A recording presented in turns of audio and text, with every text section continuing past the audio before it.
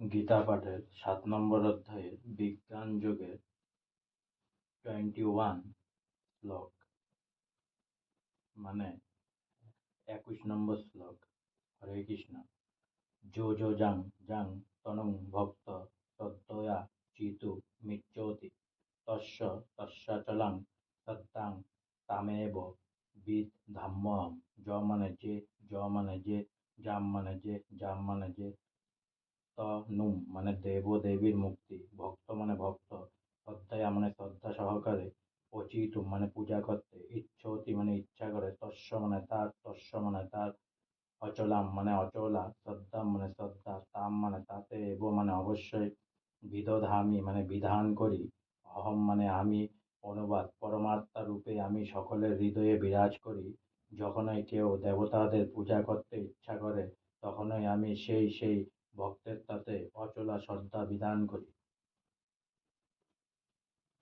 তাৎপর্য: ভগবান প্রত্যেকেই স্বাধীনতা দিয়েছেন, তাই কেউ যদি যশ সুখ ভোগ করার জন্য কোনো দেবতার পূজা করতে চায়, তখন সকলের অন্তরে পরমাত্মা রূপে বিরাজমান পরমেশ্বর ভগবান তাদের সেই সমস্ত দেবতাদের পূজা করার সব রকম সুযোগ সুবিধা দান করেন। সমস্ত জীবের পরম পিতা ভগবান কখনো তাদের স্বাধীনতায় হস্তক্ষেপ করেন না, পক্ষান্তরে তিনি তাদের মনোবাঞ্ছনা পূর্ণ করার সব রকম সুযোগ সুবিধা দান করেন। সে এই সম্বন্ধে কেউ প্রশ্ন করতে পারে যে, জড় জগৎকে ভোগ করার ফলে জীব যদি মায়ার ফাঁদে পতিত হয়, তাহলে সর্বশক্তিমান ভগবান কেন তাদের এই সুযোগ প্রদান করেন?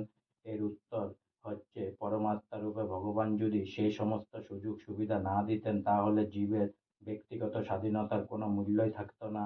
তাই তিনি প্রতিটি জীবকে তাদের ইচ্ছা অনুসারে আচরণ করার জন্য পূর্ণ স্বাতন্ত্র্য দান করেন। কিন্তু তার পরম নির্দেশ আমরা ভগবৎ গীতাতেই পাই, সবকিছু পরিত্যাগ করে তার শরণাগত হন। আর মানুষ যদি তা করে, তাহলেই সে সুখী হতে পারে। জীবাত্মা ও দেবতা এরা উভয়ে পরম পুরুষোত্তম ভগবানের ইচ্ছার অধীন।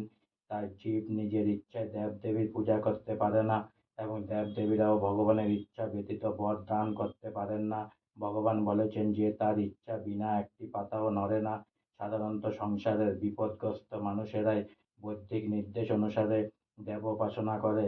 যেমন রোগ নিরাময়ের জন্য রোগী সূর্য উপাসনা করে, বিদ্যার্থী ভাগদেবী সরস্বতী পূজা করে, এবং সুন্দরী স্ত্রী লাভ করার জন্য কোনো ব্যক্তি শিব পত্নী উমার পূজা করে। এভাবে শাস্ত্রে বিভিন্ন দেবতাদের পূজা করার বিধান দেওয়া আছে।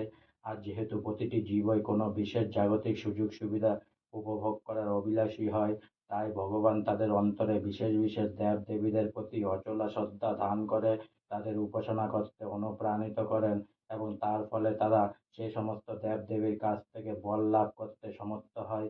এভাবে আমরা দেখতে পাই যে ভিন্ন ভিন্ন দেব দেবীর প্রতি জীবের যে অনুরাগ জন্মায়, তা ভগবানের দ্বারা নির্দিষ্ট হয়। দেব দেবীরা তাদের নিজেদের শক্তির প্রভাবে জীবকে তাদের প্রতি অনুরক্ত করতে পারে না। জীবের অন্তরে পরমাত্মা রূপে বিদ্যমান থেকে শ্রীকৃষ্ণই মানুষকে দেবোপাসনায় অনুপ্রাণিত করেন। দেবতারা প্রকৃতপক্ষে ভগবান শ্রীকৃষ্ণের বিশ্বরূপের বিভিন্ন অঙ্গ, তাই তাদের কোনো স্বাতন্ত্র্য নেই।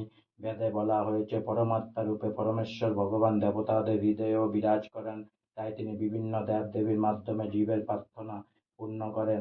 এভাবে দেবতা ও জীবাত্মা কেউ স্বাধীন নয়, তারা সকলেরই ভগবানের ইচ্ছার অধীন। আজকে আমার গীতা পাঠের ৭ নম্বর অধ্যায়ের বিজ্ঞান যোগের 21st শ্লোক এখানেই শেষ হলো। তাই অনেক অনেক সাবস্ক্রাইব করুন, অনেক অনেক লাইক করুন, অনেক অনেক ভালো থাকুন, অনেক অনেক সুস্থ থাকুন, অনেক অনেক আনন্দে থাকুন।